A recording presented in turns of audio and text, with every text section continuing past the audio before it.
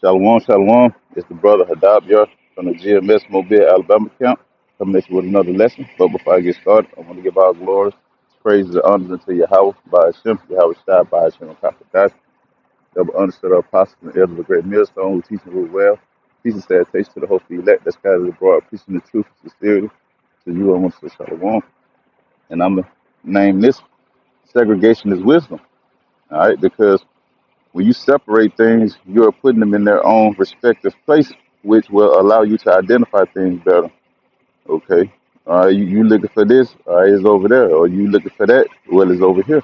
All right, you don't have to scramble and pick apart things from other things you're not looking for. So in this case, all right, of this lesson, I will be talking about people. All right, a group of people, a nation of people. Because throughout life, you set amongst a specific person or a group. You didn't want to be labeled as someone with a bad name or a bad title. All right. So with that being said, let's get this precept, Amos 3:3. Can two walk together except they be agreed?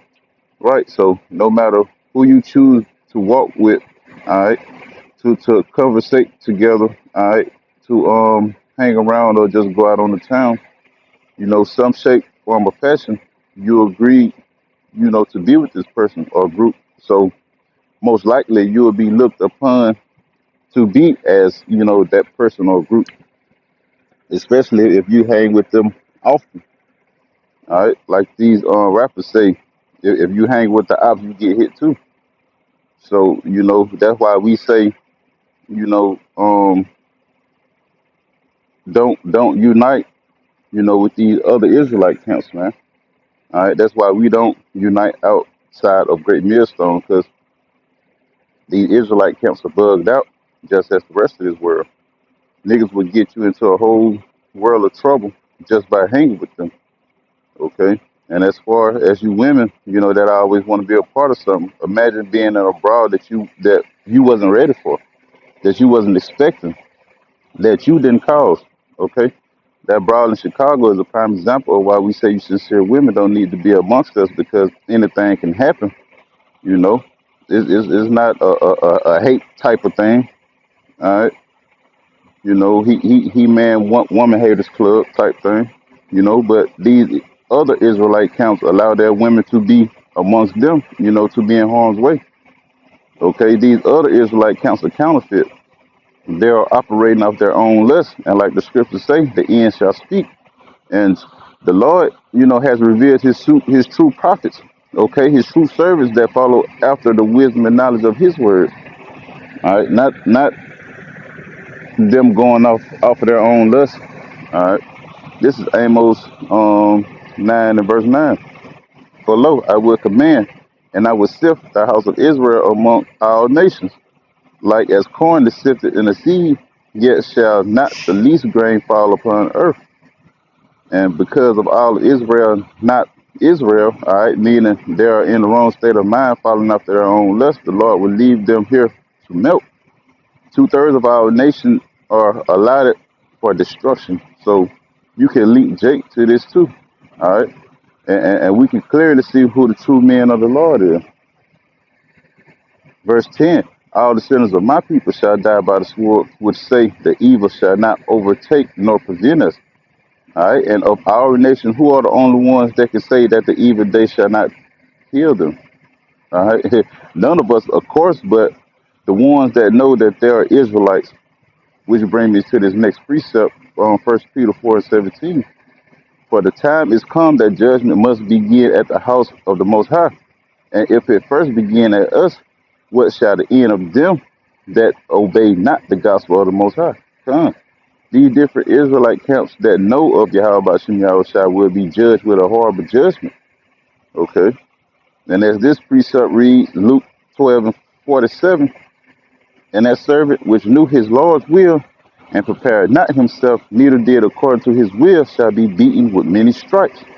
And that's these guys that's doing whatever they want, that's in the midst of these heathens taunting them. All right, these heathens are in an uproar about this war over there in their country. That fight is not ours, Jake. Let them deal with that, man. This is Romans 12:18. If it be possible, as much as lieth in you, live peaceably with all men. God, we shouldn't attempt and provoke others knowing exactly what they can lead to. If we know it's going to be a crowd of people in a certain area, like here in Mobile, for instance, during Mardi Gras, automatically we know that it's going to be a legion of demons, that we're going to be around preaching this hated doctrine, so we don't put ourselves in harm's way. All right, the scriptures say, "Be wise as serpents and harmless as doves." So putting yourself and your members in any situation like that is not being wise at all. And now you probably have bruised members that didn't know how to fight or just wasn't in the mood for all that. Hey, the blind leading the blind shall fall into a ditch. All right, but I'm going to end it in Proverbs 22:3. A prudent man foreseeth the evil and hideth himself, but the simple pass on and are punished. Son, you see danger and continue to head into it. It's not being wise, but since I guess since you're serving the Lord, He has your back, right? When the scripture, say, "Thou shalt not tempt the Lord," and that's clearly, tempting the Lord. But that's why segregation is having wisdom, because you can see certain BS and know how to, and know to go the other way, but it's not wise to be joined with these bug outs because it can make you look like a bug out. You have people looking at you crazy. You have all these different Israelite camps that agree to a certain thing, and that is pulling up to these people location and turning these churches and heathens, without them even giving them a certain look, yet alone bothering them. Hey, that their feet are swift to mischief. All right, and Lord willing, us that are in this truth of ours don't become bug outs too. We do things to the best of our ability and decency and order, of the scriptures. We're not out here making ourselves a target, wearing fringes on every piece of garment we own. We're not, in buildings with the Star of David symbol posted on it, and that's another thing. If y'all were in that building at that time, y'all couldn't even see the hit. Y'all was about to be over with, and it wasn't even a nuke, man. It was a little bomb, a little car bomb, man. you know, and you make that proud statement saying that the Lord is with y'all. Well, from this side, it looked more like a warning. All right, the scriptures say the Lord knows how to preserve the wicked until the day of judgment. One fact of being wicked is not telling your followers what the microchip really is. All right. Well, I'm going to end it up on this one. All right, straight to the point. This is Jeremiah 23:3, and I will gather the remnant of my flock out of all countries whither I have driven them, and will bring them again to their folds, and they shall be fruitful and increase, which is his elect, the 144,000 of prophets, on down to the rest of the believers and men, women, and children.